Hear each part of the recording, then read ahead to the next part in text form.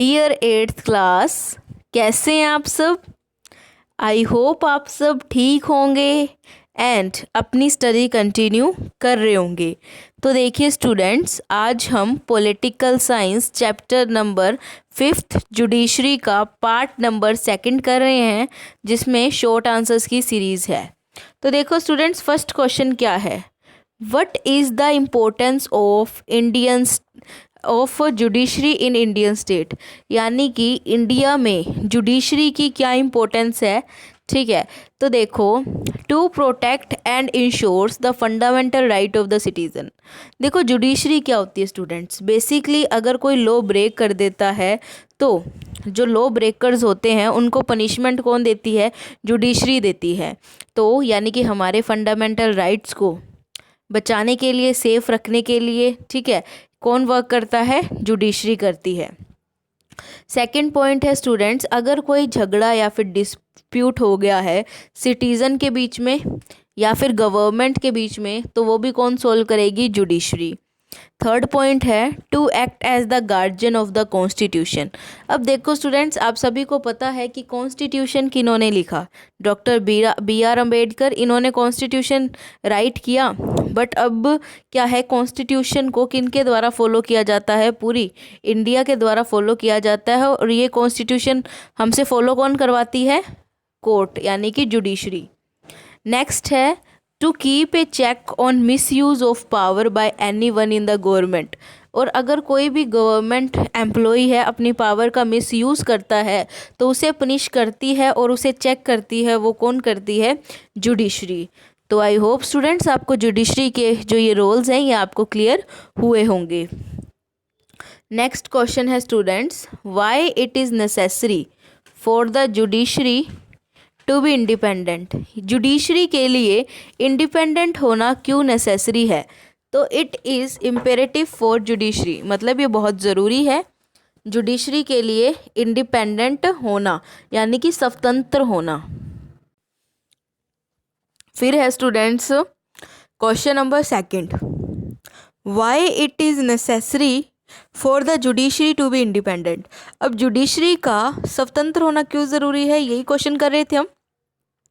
तो to ensure that all the organs of the government are functioning within their allocated जुडिक्शन।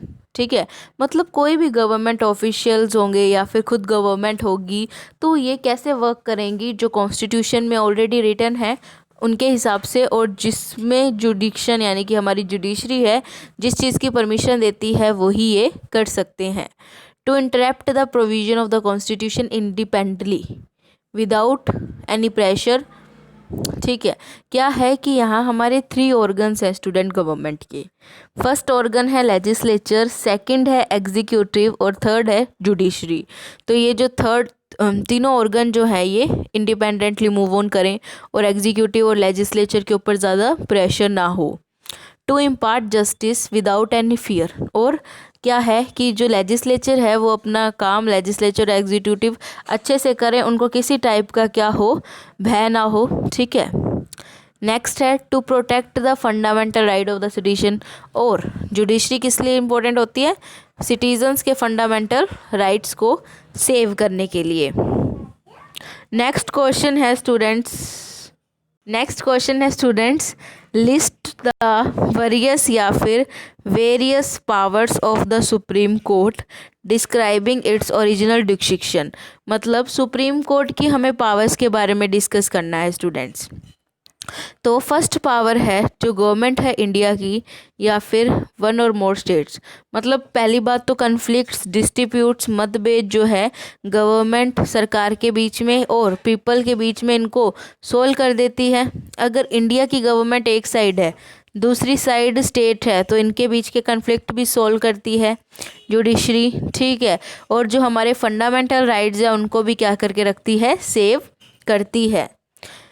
Next है appellate जुडिक्शन। Appellate जुडिक्शन क्या होता है, ये हियर करती है सभी की अपील, क्या करनी कि अगर देखो पहले हमें, हमारे इंडिया में रूल है कि अगर हमें केस फाइल करना है तो पहले हम लोअर कोर्ट में जाएंगे, फिर हायर में, फिर सुप्रीम में।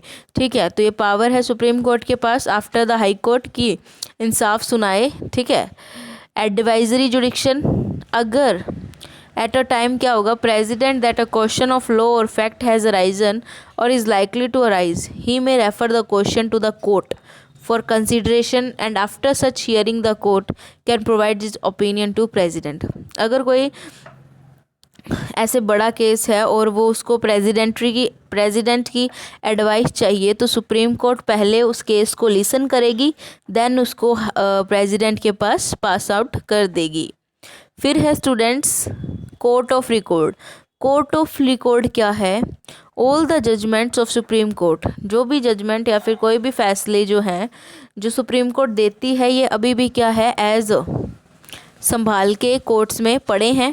ठीक है, फिर है जुडिशियल रिव्यू। जुडिशियल रिव्यू क्या है, supreme court constitution of India की पूरी देखभाल करती है और उनके पास राइट है कि अगर कोई ऐसा रूल है जो इंडियंस लोगों के लिए क्या है, सही नहीं है, तो उसे नल एंड वॉइड, निरस्त भी कर सकती है। कौन, सुप्रीम कोर्ट। नेक्स्ट क्वेश्चन है स्टूडेंट्स, ये आप सभी को आता होगा, right A short note on public interest litigation. हमें पब्लिक इंटरेस्ट लिटिगेशन का बताना है।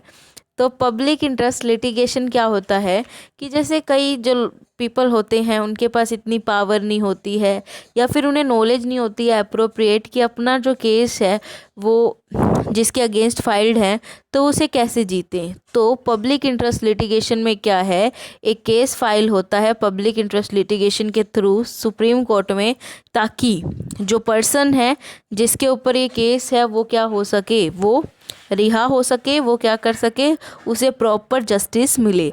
तो ये पब्लिक इंटरेस्ट लिटिगेशन का वर्क होता है। लास्ट क्वेश्चन है student, right a brief note on लोक अदालत।